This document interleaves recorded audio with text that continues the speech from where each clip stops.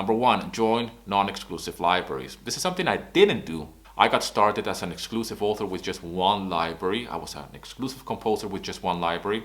And even though I was finding some success with this particular library, I didn't expand as I should have earlier on in that journey.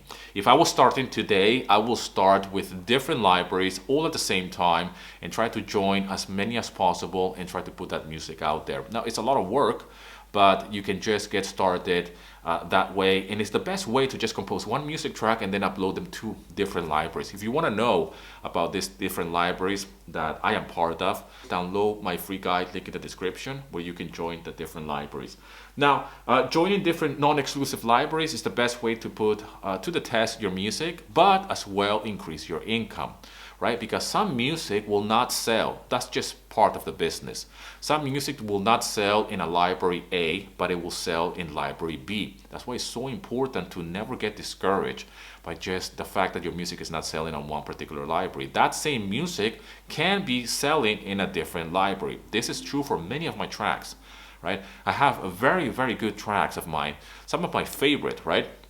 And this music has 0 sales on a particular library, but it's a bestseller on a different library. You know, explain that. There's just no reason why this particular track should not be selling on all libraries, but that's not the way it works really with stock libraries. I have one colleague of mine who reached out a year ago or so, and he's an exclusive composer with a particular library, and he was reaching out to get some insights and help on why his music was not selling. His music was way, way better than mine, okay? I mean, beyond better than mine. And obviously, he's in a different genre, but it was so good. My jaw dropped to hear the latest composition that he was uploading to this particular library, where he had 0 sales. My first assessment and what I told him was, you need to change your approach to music licensing. You need to grab those music tracks that you have in that particular library and put them in a different library. Okay?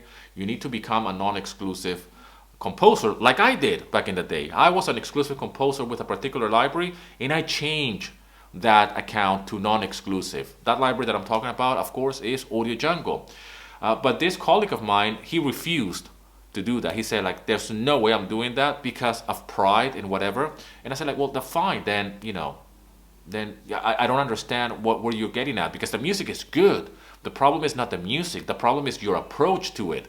Okay? That same music track could be selling on Pond 5, just to name one, all day, every single day, because it's so good. But by you staying in a particular library with those music tracks locked in there with no sales, and it's not selling, right? Then you're missing out. That's my advice. This is what I went through. So I'm only sharing here what has worked for me and what has worked for others as well. But there's a lot of composers, a lot of friends of mine and colleagues of mine that they just so stuck in that mentality that they believe that selling music on Audio Jungle is okay, but if you sell that same music track on Pond 5, it's not okay, because somehow Pond 5 is a lesser of a library. I don't understand that mentality, but go figure. Now, another thing that you can do while we're talking about Pond 5, and if you want to maximize your sales, is by creating individual edits of your music, meaning 15, 30-second edits. I have spoken about this multiple times here on the channel, on how I sell more individual edits on Pond 5 than I do sell the full version of this particular track. Now, this is something that you can't do on a library like Audio Jungle, for example. So if you create different edits of your music track, of the main music track, and you upload it to a library like Pond 5, you can sell those edits as individual files. This is a great way to monetize your music and to expand your income. All right. Again, customers are looking for 15-second edits, okay?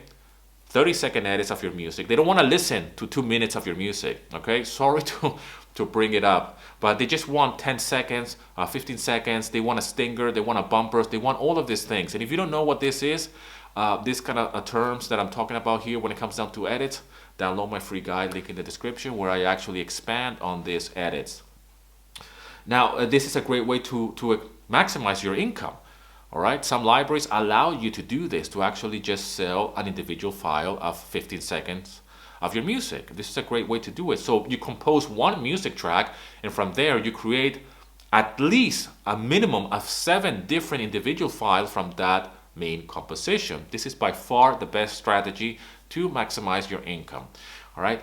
A lot of people get discouraged by this because they feel like it's too much work, and it is. It is some work involved in it.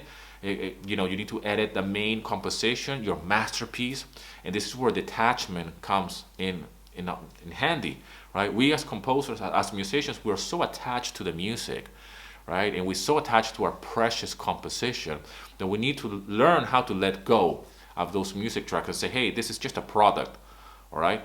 And I'm not trying to be cold here towards my music or to my creations. Every single piece of music that I create is one of my creations, right? But I am doing this from the business perspective, okay? I'm composing music for somebody else's project. It's not even about me.